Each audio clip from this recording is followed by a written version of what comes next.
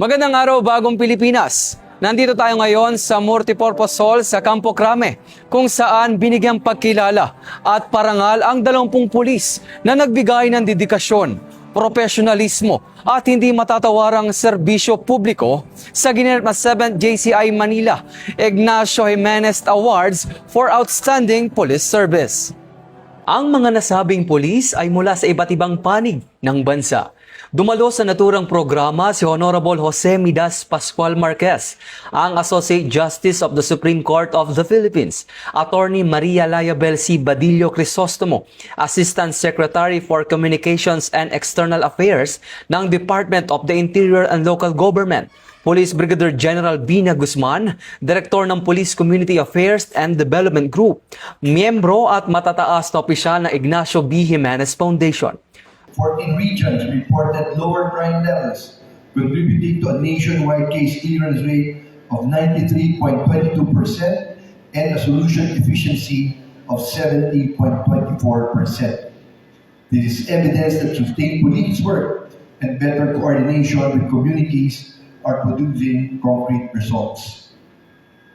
But the numbers only tell part of the story. Behind every statistic is a police officer who chose to do the job properly, one who followed the law, built the case carefully, and respected the rights of others. Bukod sa ilang opisyal ay dumalo rin at nagbigay suporta ang mga pamilya ng mga awardist.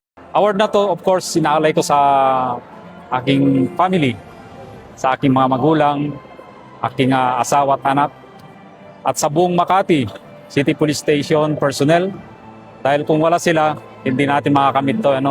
This is a concerted effort ng Makati City Police Station upang makamit ang award sa to. Nandito po kami handang maglingkod sa bayan. Umulan, pumagyo. Nandito po kami para pagsilbihan po ang mamamayan.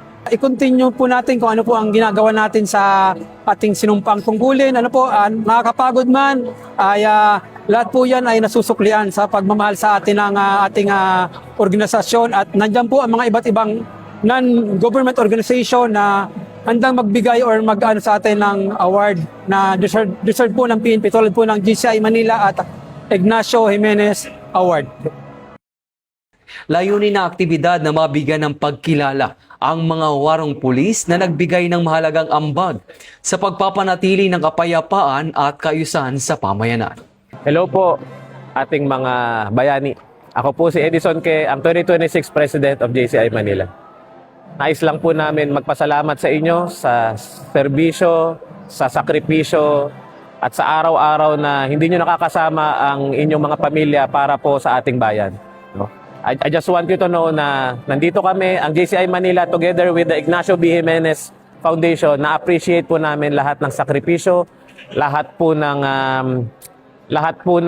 effort nyo para sa ating bayan. So maraming salamat po muli at sana po wag po kayo magsawa mahalin ang ating bayan. Thank you po. Sa bawat natatanging pulis na pinararangalan, mas lalong napagtibay ang tiwala ng publiko sa isang kapulisang may integridad, profesionalismo at tunay na malasakit sa mamamayan na nakaangkla sa bagong PNP para sa bagong Pilipinas. Serbisyong mabilis, tapat at nararamdaman. Mula dito sa Multipurpose Hall sa Campo Crame, ako si Patrolman Edwin Baris nagbabalita para sa Police News Network. Alagad ng batas, tagataguyod ng Balitang Pulis.